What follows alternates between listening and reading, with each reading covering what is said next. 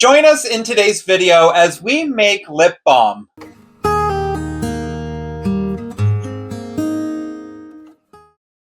Hello everyone, welcome back to the channel, and if you are new, just welcome. My name is Brendan. I will be your guide on this nice little tour today.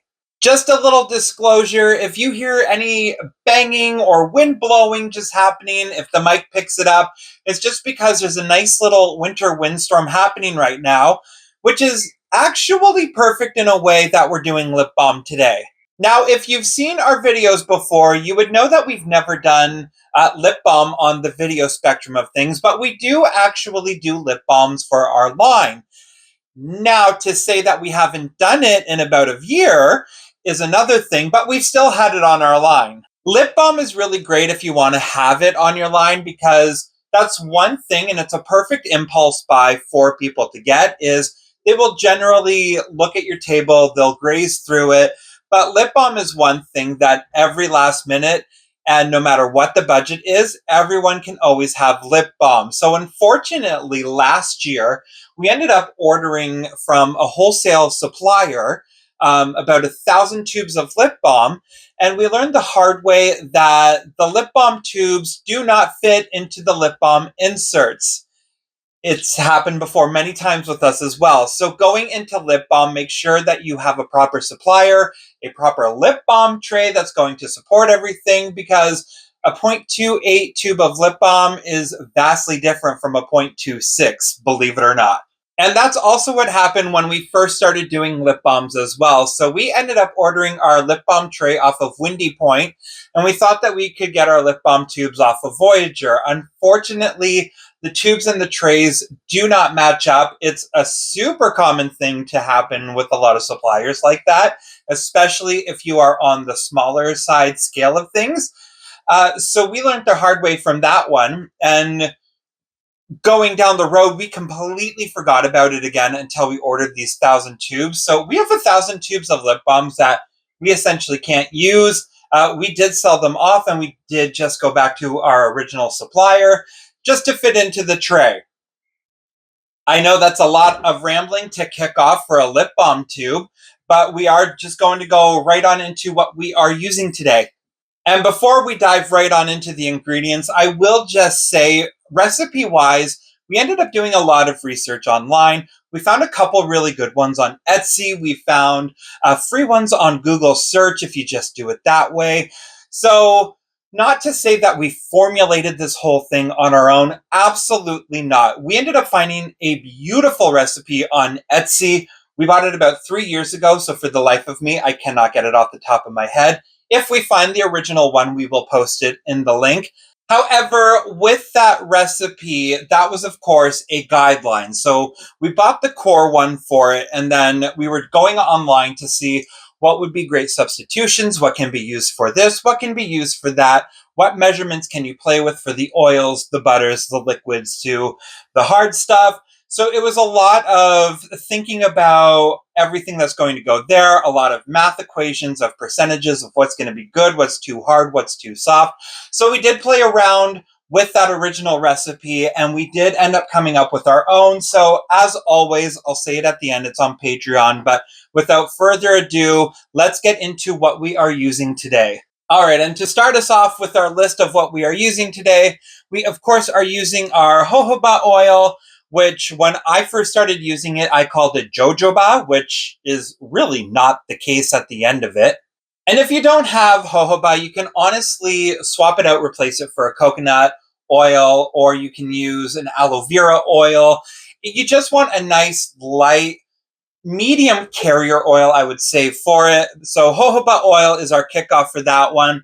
We then have castor oil. So if you've seen in my previous videos, I go into that a lot. Castor oil is great because it withdraws moisture from the air and brings it to you. So if you have castor oil in a product, it's going to help with moisturization. We're going to go ahead, avocado oil to kick off our liquids for that one. And then we have vitamin E oil, because your lips are the most exposed thing all the time. In wintertime, sure, it's stuffed up in a scarf, but then you get the runny nose situation happening. It's not a cute look at the end of the day. So vitamin E oil to plump those lips up with nice little healthy additives for that. we are going to go ahead. We're doing an unscented one, but we also have a hazelnut lip balm oil. And that's literally because we wholesale to a bubble tea shop. And I know that sounds super weird, but they love our lip balms and they want it to have it as flavors of their bubble tea. So we go ahead and throw that for one of their main mixtures. We have some cocoa butter next, a little bit of stearic acid, and we use rice bran wax for our little wax foundation. You can use anything from an emulsifying wax, soy wax. The choice is yours for that one. We use rice bran wax because we are a vegan company. And the better thing with that one too is it's also gluten-free. So if you have someone who's a celiac and they can't handle gluten at all, these ingredients are perfect for that. To wrap it all out, we throw in some avocado butter. That's just from our end to everyone because once again, we use avocado oil in all of our products. Avocado butter just in our lip balms though. And then of course today we are going to be using our double broiler system. And then we are going to be using our little template of our lip balms. So we're going to go ahead, get gloved up, ready to go for it, get our little double broiler starting to heat up just so it can just jump right on into it. And this is actually a super fast thing that you can add on to your line. It takes about 20 minutes to fully make, an hour to fully cure. So you can have lip balms done in multiple occasions at multiple moments and fill up whatever you can if you're low on stock. It's a nice little spot filler for your table as well. That's just our little point of view, our little opinion, and we go with that. But it's also our fault that we didn't do it for the last year. Okay, gloving up, and we're going to dive right on into this mixture. Okay, just making sure I had everything. Spatulas are going to be your best friend today, as long as your little measuring cups that you're going to use, or any bowls that you use for your lip balms. Once again, the choice is yours in this. There is no wrong way to do this. Everyone has their own little specific ways they like it. We're just showing you ours like we always say. And I will be switching the camera angle down so you can kind of get a little bit of visual ASMR as we're doing this, because watching me pour ingredients at this angle, probably not going to be that exciting. Okay, our little tray is ready to go. We topped her up ready. One side's going to be our unscented. The other side is going to be our hazelnut. So we are ready to dive right on into it with our mixtures. And if the camera angle is a little bit wonky or misaligned, I am so sorry. It does look good from my angle, but I'm looking at the camera at a very weird angle. To get it going fairly quickly, I will say we mostly pour all of our ingredients into one little cup, melt it all down, and then we add our flavor oil. So that will be the very end step before we do the pour. So without further ado, jumping right on into our first ingredient. So first up is going to be the castor oil. And like I said, this one is perfect to draw moisture into the body, especially lips in the wintertime or any other season where it can get really dry. And I'm trying to keep it as light as possible because I want to keep this one to the gram as much as I can. Up next is our avocado oil. I'm just doing a slow pour just to make sure that I get the right amount in there. And it's literally a matter of 1 to 0.5 of a gram. Okay, coming in hot with our melted coconut oil, just because I had it right beside the heater so it doesn't freeze up on me and I have something to use instead of having to chisel it out like an ice sculpture. Next on up is our rice bran wax, and like I said, this one is gluten-free, so it's perfect if anyone suffers from celiac. And it's just the protein from the rice. And once again, measure out carefully. Okay, on to the next one.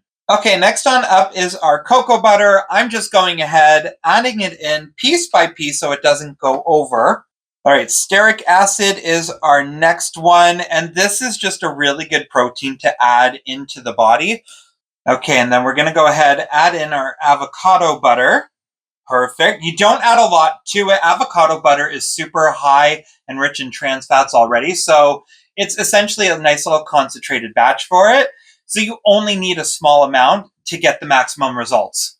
Okay, I'm literally coming in with a splash of jojoba oil and then the tiniest amount of vitamin E oil. Vitamin E oil is super, super rich, super concentrated. I don't know how I got the stain on my shirt, but we're going with it. And it's just really good to have to add those nutrients to the body. So with this in, I'm going to go ahead and let this all melt down. Okay, so it is melted. Our spatula does set up fairly fast. So the one good thing about this is if this starts to harden, we can just go ahead, throw it back in the pot and have it melt down. Now, the one thing I did say earlier that these were going to be unscented, and what I mean by unscented, I mean no flavor for this batch that we are showcasing today, just because scent and flavor is very different, but when I talk, it's the same thing, even sometimes when I talk to customers. So I'm going to leave that off there, and I'm going to do our first initial pour.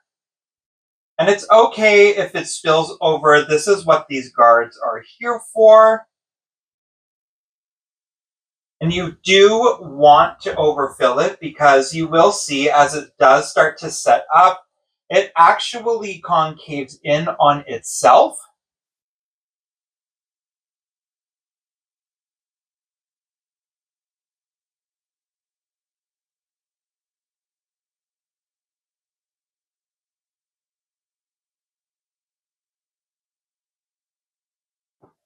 Okay, as you can see, we didn't get to fill up one all the way, but that's okay. We are actually going to melt this area back down, if you can see that. That should be able to fill it. You can also see that it is starting to harden up right away.